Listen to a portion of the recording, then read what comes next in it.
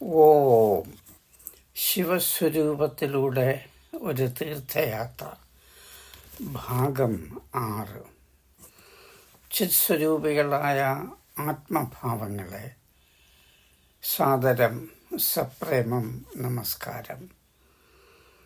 ഇന്ന് നമ്മുടെ മനന വിഷയം ശിവശതകം ശ്ലോകം 80, 81, 82, 83, 84 സാരം മനസ്സിലാക്കുക എന്നതാണ്. 80-ാം ശ്ലോകം വലിയൊരു മനുഷ്യ മനഃശാസ്ത്രമാണ് ഗുരു വെളിപ്പെടുത്തിയിരിക്കുന്നത്. തന്നെക്കുറിച്ച് സ്തുതിഗീതങ്ങൾ, ഗുണഗണങ്ങൾ, നല്ല വാക്കുകൾ സദാ കേൾക്കുക എന്നത് ഏറ്റവും വലിയ സന്തോഷവും ആനന്ദവും പ്രദാനം ചെയ്യുന്നതാണ്. ഓരോരുത്തരും അത് ആഗ്രഹിക്കുന്നു, ഇഷ്ടപ്പെടുന്നു, അതിൽ സന്തോഷിക്കുകയും ചെയ്യുന്നു. ഭഗവാനും ഈ സ്വഭാവമുണ്ട് എന്ന് പ്രത്യാശിക്കുന്നു.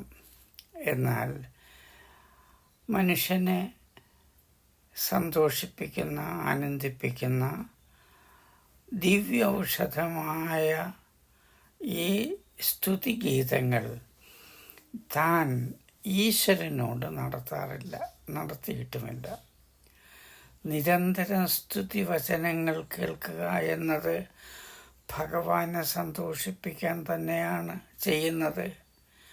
ഭഗവാൻ ദയയുടെ നിധിയാണ്. ദയയാണ് ഈശ്വരനിൽ നിന്ന് എപ്പോഴും പ്രതീക്ഷിക്കുന്നത്.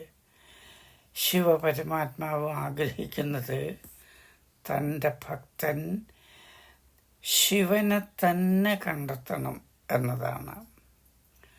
തന്നിൽ ഭഗവാൻ തന്നെ നിധിയായിരിക്കണം എന്ന്. ഭഗവാൻ ഭക്തനിൽ സത്യമായിരിക്കുന്നു.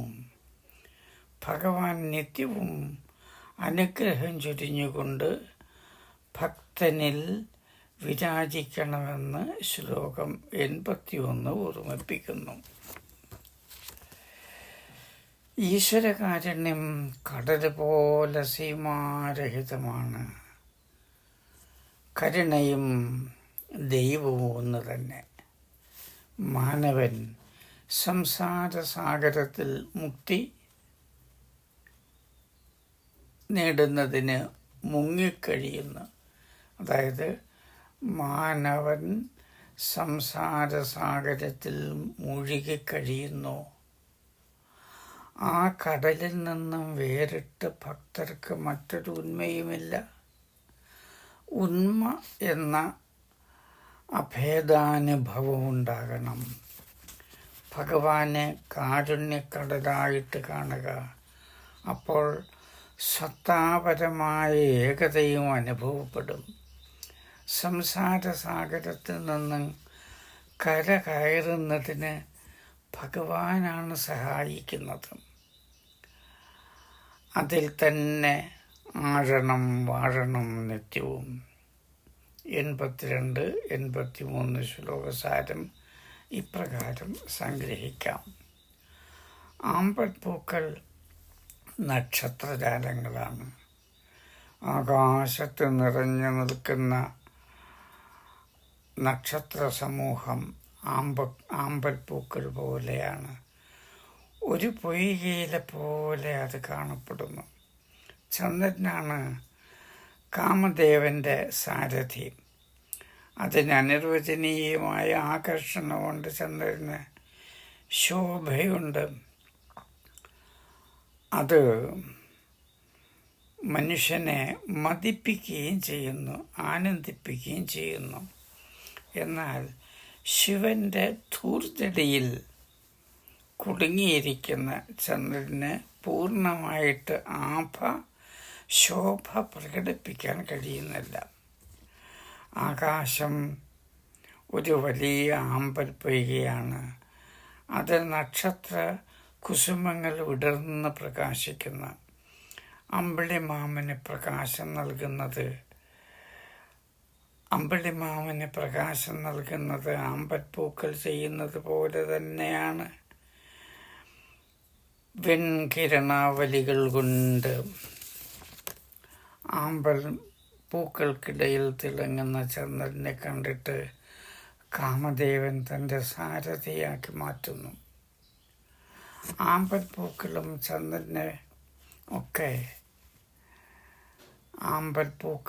ചന്ദ്രനും ഒക്കെ ആണല്ലോ കാമത്തെ ഉദ്ദീപിപ്പിക്കുന്നത്. ശിവൻ കാമനെ ചുട്ടരിച്ചപ്പോൾ അനാഥനായി. സോമൻ്റെ വളർച്ച പൂർണ്ണമാകാൻ അനുവദിക്കുന്നില്ല. തൻ്റെ ജടയിൽ പ്രവേശിപ്പിച്ച് തപസ് ചെയ്യുവാൻ ശിവൻ ചന്ദ്രനോട് വിധിച്ചു.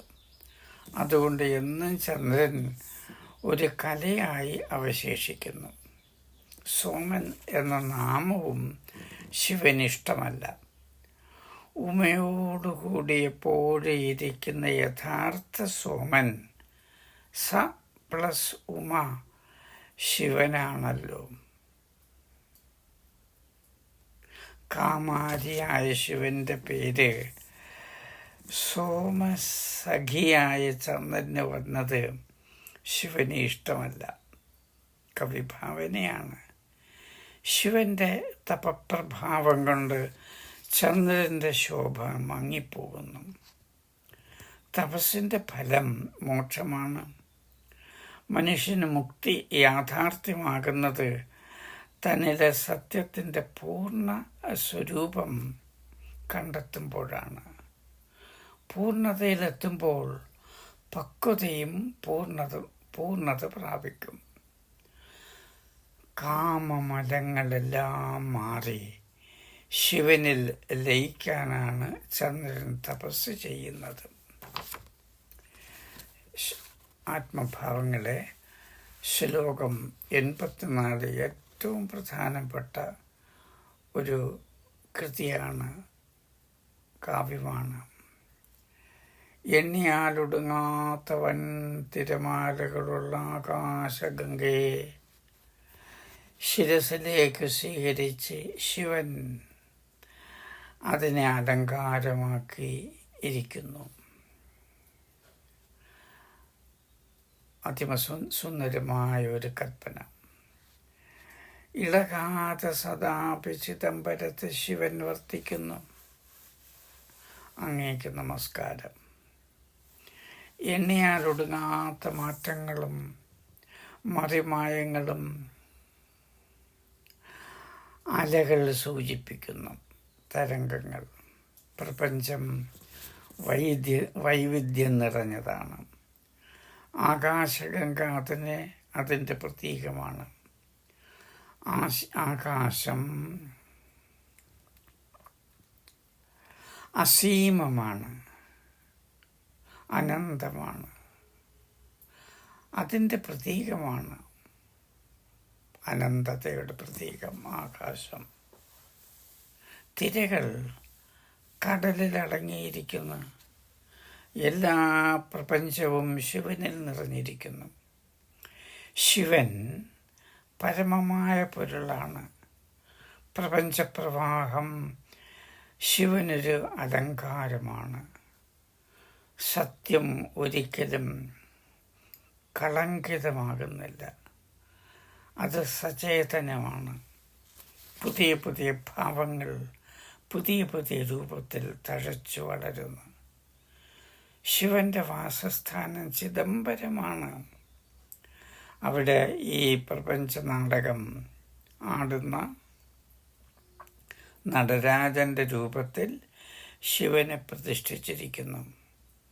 ചിത്തമാകുന്ന അമ്പരമാണ് ചിദംബരം. നമ്മിലെല്ലാം നിറഞ്ഞ് സത്യമായി എപ്പോഴും ഇരിക്കുന്ന ശിവന് നമസ്കാരം. സ്വസ്തി. ശുഭം ഭൂയാത്.